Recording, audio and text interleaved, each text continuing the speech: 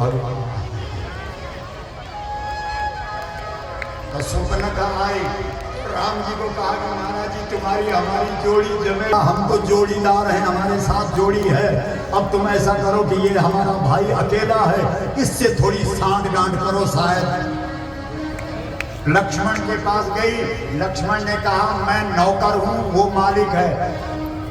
नौकर का अपना कुछ नहीं होता, वो सारा मालिक के अधीन होता। वहीं जा और वापस कर दिया। जो भी जीवन में तुम्हें मिले उसे परमात्मा के चरणों में, अपने मालिक के चरणों में चढ़ा दो। वो गई राम के पास जाकर के कि मैं कोई नौकरानी बनूंगी, वो तो नौकर है, मालिक तो तुम है, तुमसे विवाह करूंगी। राम जी ने कहा अरे वो मेरा भाई है, नौकर नहीं है। और राजा का भाई राजा ही होता है, जा। और फिर वापस, और लक्ष्मण ने कहा कि जो अच्छा राजा होता है वो नौकर को भी भाई मानता है, वापस जा। अब हुआ क्या कि महीना यही था गर्मियों का, और उसने खूब लीपा पोती कर रखी थी, इधर लाल लाल, इधर काला काला, इधर सफेद सफेद, समझ रहे। अब हुआ पसीना, इधर का काला इधर, और इधर का सफेद इधर, और इधर का लाल इधर, और पता नहीं क्या क्या हुआ। तो भाई विकराल, और विकराल हो गए। उसने कहा ये सीता इनके साथ है जब तक ये रहेगी, ये गाय इनके साथ है जब तक ये रहेगी, तब तक ये मेरे को पसंद नहीं करेगा। इसलिए वो सीता की तरफ जैसे गई, लखन भैया भी कहाँ पीछे रहते, उन्होंने भी तुरंत नाक कान काट दिए। मतलब न शर्म है, न सुनती है, न लाज है। और सुपनखा विकराल होकर के अपने भाई रावण के पास गई। रावण का परिचय गोस्वामी जी ने दिया। वो बोतल लगा रहा था, क्या पी रहा था? जैसे तुम सीसी वाले बनते हो वैसे ही रावण हो जाते हो, और जैसे ऋषि वाले होते हो वैसे ही राम हो जाते हो। तो आज के बाद ऋषि चाहिए कि सीसी चाहिए? जल्दी बोलो। उसने अपने भाई के सामने बात रखी। रावण ने कहा मैं चलता हूं। वो जो दो शिकारी जंगल में आए हैं, रावण चल पड़ा, अपने मामा के पास गया। उसका मामा बहुत बड़ा कारीगर था, कलाकार था, और मेकअप ऐसा कर देता था कि इंसान होकर के भी मृग जैसा बन जाता। इसलिए मारीच को कहा कि तुम मृग बनो, और वो शिकारी हैं, वो तुम्हारे पीछे भागेंगे, और मैं उनकी नारी का हरण करूंगा।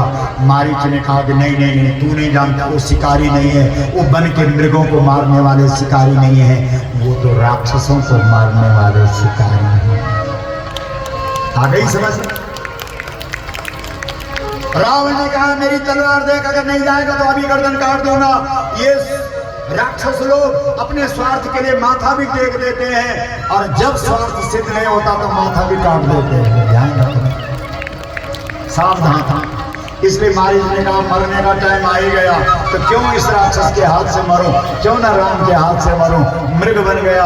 राम जी जब नकली मृग आया तो राम जी ने नहीं देखा, लक्ष्मण ने नहीं देखा। किसने देखा? क्योंकि सीता भी तब तक नकली हो गई, असली सीता अग्नि में बिठा दी। नकली लोग नकलियों को ही देखते हैं। बोलो, हमारे जैसे लोग झारखंड में जितने थे वो आ गए, हमारे जैसे जो नहीं होंगे वो यहाँ क्यों आएंगे? बोलो गौ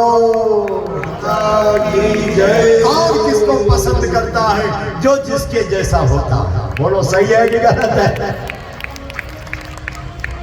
आगे राम जी चले गए। उसके बाद मारीच ने काम कर दिया, अपना काम भी कर दिया, रावण का काम भी कर दिया। बोला उसका नमक खाया है, काम तो करना है। उसने जोर से लक्ष्मण लक्ष्मण कह दिया, अंदर से राम कह दिया। लक्ष्मण शब्द जब सीता के कान में आया, सीता ने कहा लखन जाओ। लखन ने कहा क्या हुआ? बोला तेरा भाई विपदा में है। लक्ष्मण हंसने लगे, कहने लगे माता जी तेरे को क्या हो गया? जिसका नाम लेकर के लोगों की विपदा दूर हो जाती है वो भला विपदा में क्यों होगा? सीता जी ने अब शब्द कहे, लक्ष्मण ने रेखा खींची, लक्ष्मण चला गया। रावण नकली साधु बन के आया और नकली सीता को उठा करके उस जंगल में एक जटायु था जो झारखंड के गौ भक्तों जैसा था। उसने कहा मैंने जीवन भर कोई भी अच्छा काम नहीं किया, आज मौका मिला है इस माता की रक्षा करने का, ये जो धरती की बेटी गाय है इसकी रक्षा करने का, इसलिए मुझे अपनी पूरी ताकत इस गौ की रक्षा में लगा देनी चाहिए। और उसने तुरंत सीता जी की रक्षा के लिए अपनी पूरी ताकत लगा दी। रावण ने उसके दोनों पंख काट डाले और जटायु धरती पर गिर पड़ा। रावण सीता को ले गया। राम जी आए। जो बड़े बड़े योगियों को गति नहीं मिलती, वो केवल गाय के लिए खड़ा होने के कारण जटायु को वो गति मिल गई। बोलो मिल गई कि ना? इसलिए हम बार बार कहते हैं ओ भाई, अरे जटायु बन जाओ, सीता के काम में खड़े हो जाओ। बोलो गौ माता की माँ। जरा हाथ खड़ा करके बोलो, पीछे वाले भी बोलो। बाद में राम जी आए, लक्ष्मण को लेकर के आए, सीता नहीं मिली। उसके बाद नर लीला मतलब ड्रामा करने लगे। अंदर से बड़े सावधान हैं मेरी सीता। चलते चलते ऋषियों के दर्शन करते हुए आगे चले। ढिल्ली मिली जो सेवा करती थी और पूरी दुनिया राम के सामने बोलती है, लेकिन राम चुप रहते हैं। ये पहली भक्त चुप है और राम जिसके सामने बोल रहे हैं।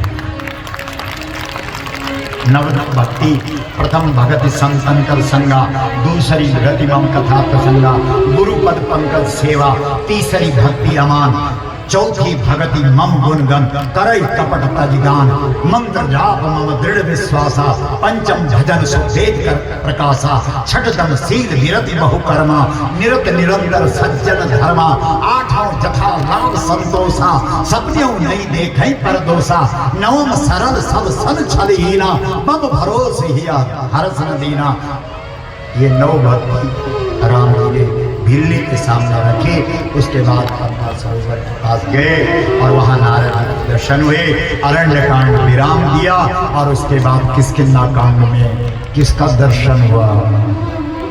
जल्दी बोलो। हमारे भारत के जो इष्ट हैं वो कौन है? हनुमान। क्योंकि और सब गुप्त हो गए, लेकिन एक देवता जो आज भी अमर है वो कौन है? बोलो हनुमान जी महाराज की। हनुमान जी महाराज की। हनुमान जी अपने कंधों के ऊपर दो कंधे हनुमान के और दोनों कंधों के ऊपर हमेशा बिठा करके रखते हैं। किसको? अगर राम लक्ष्मण चाहिए तो कहाँ मिलेंगे? हनुमान के। और कृष्ण चाहिए तो कहाँ मिलेंगे? गाय के पीछे। और राम चाहिए तो किसके कंधे पर मिलेंगे? इसलिए सब हनुमान चालीसा पढ़ो। जय हनुमान ज्ञान गुण सागर जय बोलो। अद्भुत हाथ खड़ा करो, हनुमान जी को पुकारो।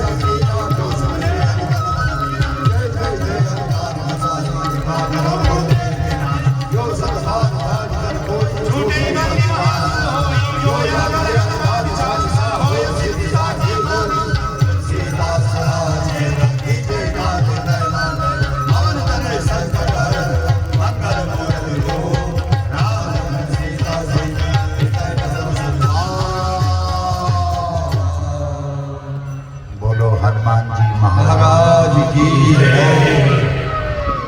कल एक तरफ यज्ञ में हमारे बहुत ही पूज्य आचार्य जी जो भाव से, उनके यज्ञ की कृपा से ये कथा बड़ी सफलता से चल रही है। बोलो, इसलिए एक बार यज्ञाचार्य जी का अभिनंदन ताली बजा करके, हमारी यज्ञ समिति का बहुत बहुत अभिनंदन।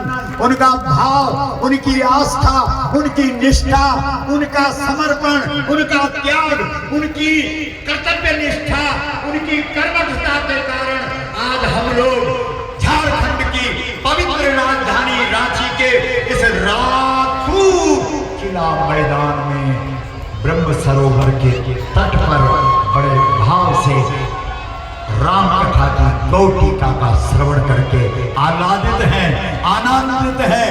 और कल ठीक 10 बजे कथा शुरू होगी, 2 बजे कथा को विराम होगा, उधर 2 बजे कथा की पूर्णाहुति होगी।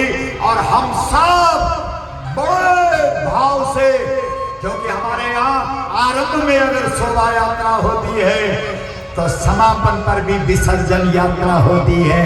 कल विसर्जन यात्रा पर एक ही नारा होगा, गौ माता,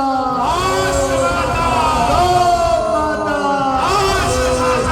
और सभी भाई बहन जितने यहाँ पधारे हैं, आपने पहले भी प्रण किया, एक बार दोबारा हाथ खड़ा करके, आपके हाथ पर, दोनों हाथों पर कितनी उंगलियां, हाथ खड़े करो, जो हाथ उठाना उनको बोलो हाथ खड़े करो।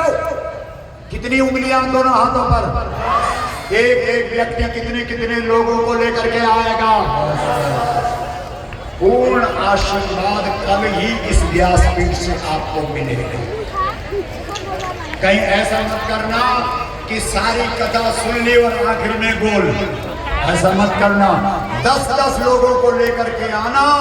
और कल हम यहाँ पर विशाल गौ यात्रा को लेकर के चलेंगे और उसके बाद ही महाप्रसाद वितरण होगा जब यात्रा से वापस आ जाएंगे। ये नहीं कि जैसे 2 बजे कथा पड़ी हुई आप सीधे लंगर की तरफ, ना, हम सबसे पहले उतरेंगे, सबसे आगे आगे चलेंगे और आप सब हुजूम जन सैलाब गौ माता का नाम प्रतिष्ठा लेते हुए उसी प्रकार से जैसे पहले दिन यात्रा निकली थी, क्योंकि हमारे यहाँ यह नियम है, आरंभ में भी यात्रा होती है और विसर्जन में भी। हमारे पहाड़ों में तो 10-10 किलोमीटर गंगा के तट पर या किसी सरोवर के तट पर जा करके, और जो यज्ञ में झंडियां लगती हैं, जो ध्वजाएं लगती हैं, उनका विसर्जन करते हैं। इसलिए कल 2 बजे होगा, लेकिन कहीं कल हमने 5 दिन तक कितना आपको बोला,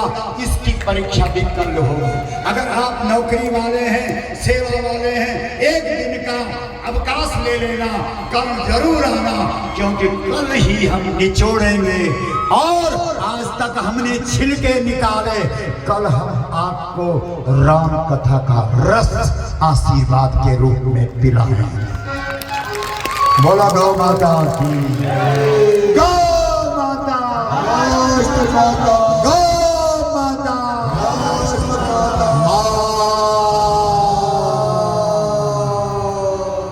बोलो गौ माता की जय। गंगा मैया की जय। राजा रामचंद्र महाराज की जय। बाल कृष्ण भगवान की जय। काशी विश्वनाथ की जय। झारखंड के भक्तों की जय। आयोजनकर्ताओं की जय। सनातन धर्म की जय। हमारे इष्ट हनुमान जी महाराज की जय। कंधे पर राम को बिठाने वाले हनुमान जी महाराज की जय। सब प्रणाम करते हुए अपनी वाणी को विराम। बोलो गौ माता की जय।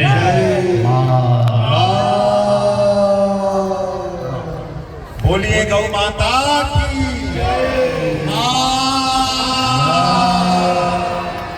परम पूज्य गुरुदेव के चरणों में कोटि कोटि वंदन है।